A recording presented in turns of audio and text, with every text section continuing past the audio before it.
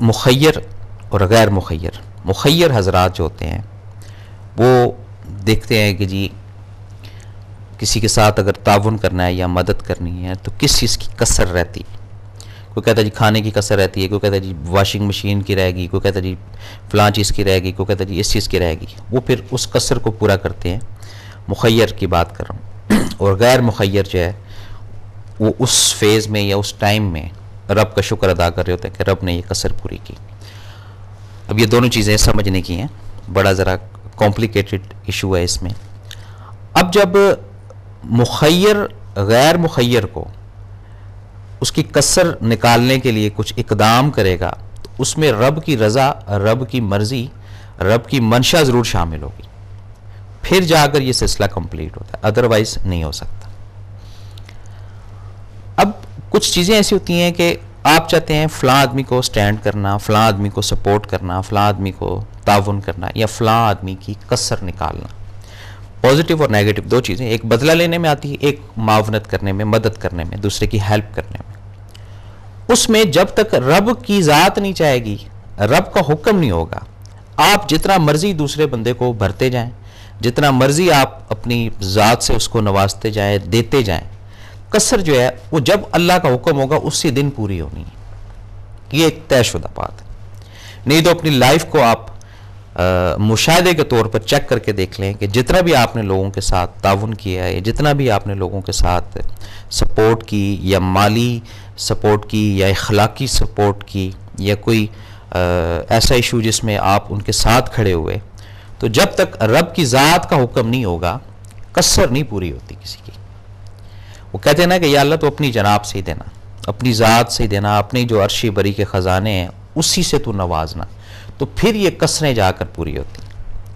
اور جہاں کسر رہ جاتی ہے وہاں الجھن بڑھتی جاتی ہے, بڑھتی جاتی ہے. اب ایک اور سوال اٹھتا ہے, مجھے میری کسر کا کیسے پتہ چلے اور آپ کو آپ کی کسر کا کیسے پتہ چلے؟ یہ بھی ایک بڑی عجیب سی بات ہے. مقدار سے زیادہ جب ہم کسی چیز کو حاصل کرنا شروع کر دیں گے نا, وہاں بے کسری ہونا شروع ہو جائے گی.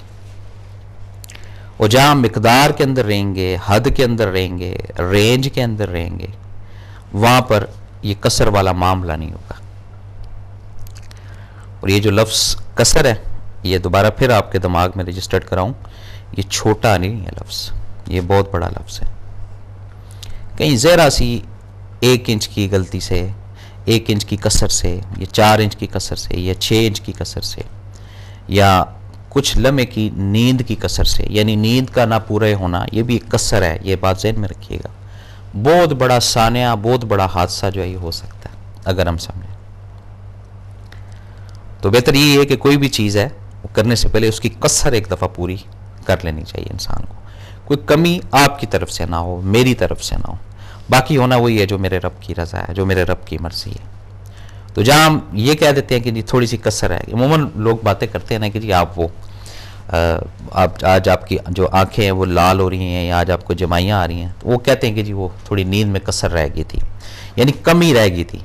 اور وہ جو تھوڑی کمی رہ گئی ہے اس کو پورا کرنے کے لیے, بات کو ذرا سمجھیے گا, اس کمی کو پورا کرنے کے لیے کیا قیمت آپ دیتے ہیں یہ آپ نے دیکھنا.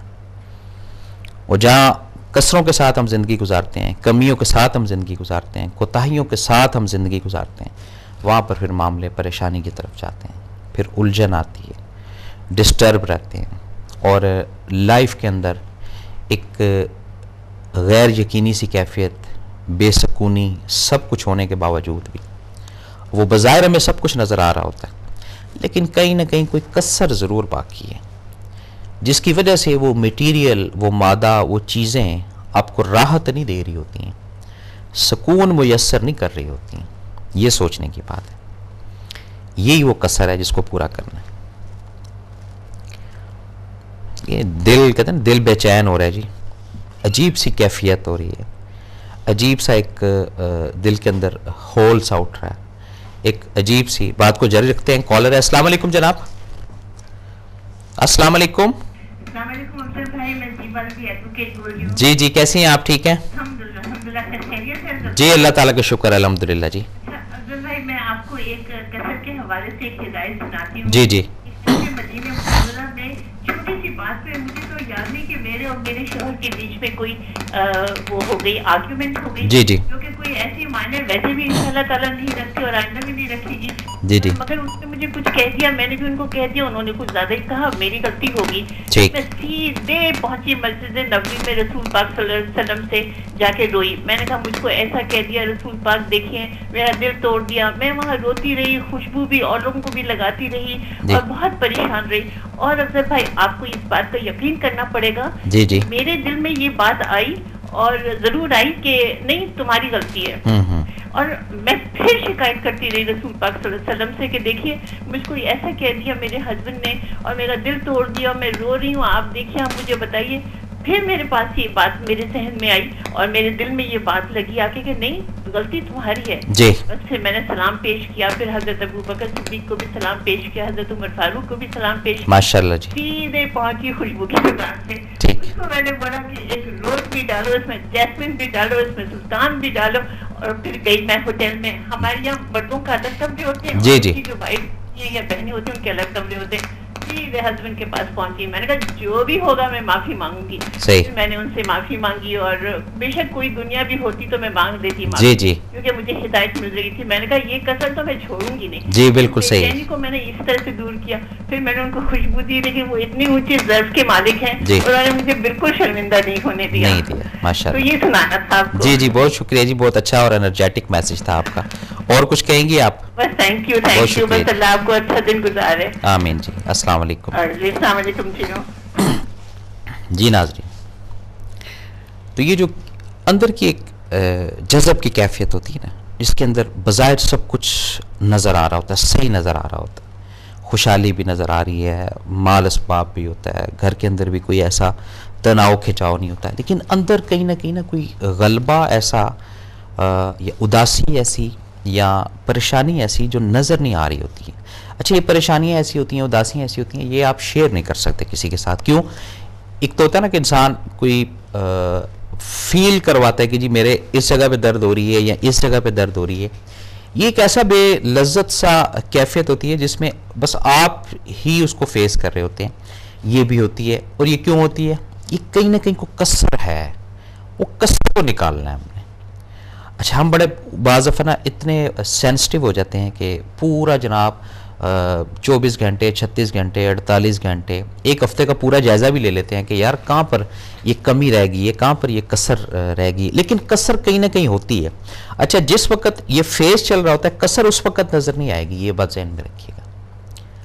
کسر اس وقت نظر آئے گی جب آپ اس فیز کو کراس کر لیں گے, اس ٹائم کو جب آپ نکال لیتے ہیں, آگے چلے جاتے ہیں, پھر آپ کو علم ہوتا ہے کہ اوہو یہ چیز یہاں پر اس وجہ سے ہوئی. پھر اس کا ازالہ وقت گزر چکا ہوتا ہے. تو جیسے احتیاط ہی کہتے ہیں نا جی, کسر پوری کرنا, کمی پوری کرنا, احتیاط ہی ہوتی ہے. جیسے آپ گھر سے بھی باہر نکلتے ہیں, لانگ روٹ پر بھی نکلتے ہیں, تو چیک کر لیں کہ جی آئل پورا ہے, چیک کر لیں کہ ٹائر کا کوئی وہ جو کیا کہتے ہیں جی نٹ بولٹ جو ہوتا ہے وہ کہیں کو لوز تو نہیں ہے. تو اپنی طرف سے پوری جو ہے نا وہ سٹپنی جو ہوتی ہے, اسپیئر سٹپنی, اس کو بھی چیک کر لیں کہ وہ پنکچر تو نہیں ہے. تو اپنی طرف سے جب آپ پوری کسر نکال کر چلتے ہیں نا, تو پھر رب کی ذات کے اوپر توکل کرنا بھی ضروری ہے. پھر آپ چلیں, پھر آپ دیکھیں انشاءاللہ کوئی کسر نہیں ہوگی, کوئی کمی نہیں ہوگی. تو یہ کافی ساری چیزیں ہیں اس موضوع کے اندر, کافی سارے میٹیریل ہیں اس لفظ کے اندر کسر نکالنے کے. اب اس بات کو دوسرے اینگل سے کرتے ہیں.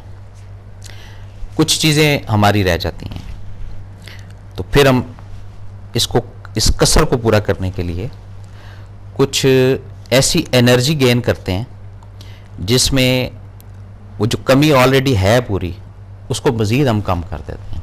یہ بھی ایک نیگیٹو اثرات کی وجہ سے آتا ہے. تو خدا را لائف کے اندر اگر کسی چیز کی کوئی کسر رہ گئی ہے یا کمی رہ گئی ہے, اس کو پراپر طریقے سے اگر بیٹھ کر سیٹل کریں گے تو انشاءاللہ خیریت والا معاملہ ہوگا. اور اگر اس کسر کو پوری کرنے کے لیے پازیٹیو اور نیگیٹو دونوں چیزوں کی بات کر رہا ہوں, کوئی ایسا قدم یا کوئی ایسی سوچ یا کوئی ایسا نظریہ نہ آپ بنا لیں جس سے بعد میں پچھتاوا ہو آپ کو, جس سے بعد میں ندامت ہو آپ کو. اچھا, بعض دفعہ یہ بھی ہوتا ہے کہ کچھ ٹارگیٹڈ ایسے ہوتے ہیں لائف کے اندر کہ جی یہ چیز اس ٹارگٹ تک ہم نے لے کر جانی ہے. وہ اس ٹارگٹ تک لے جاتے بیچ میں کوئی نہ کوئی ایرر تو آنا ہی ہوتا ہے. یہ ایک زندگی کا حصہ ہے. بغیر رکاوٹ کے زندگی جو ہے نا آگے نہیں چلتی. جو لوگ کہتے ہیں جی رکاوٹ آ گئی ہے ہماری زندگی میں، بندش آ گئی ہے ہماری زندگی میں، پریشانیاں آ گئی ہیں، نہیں ایسا نہیں ہے. زندگی کا اصل مقصد ہی یہی ہے کہ یہ ایک قدم چلنا ہے، پھر رکنا ہے، پھر چلنا ہے، پھر رکنا ہے. اسی طرح زندگی گزارنے میں رب کی رضا کم از کم شامل ہوتی ہے. اور جو لوگ سپیڈ سے چلتے ہیں، سپیڈ سے جن کی لائف چلتی ہے، سپیڈ سے جن کی زندگی کا ایک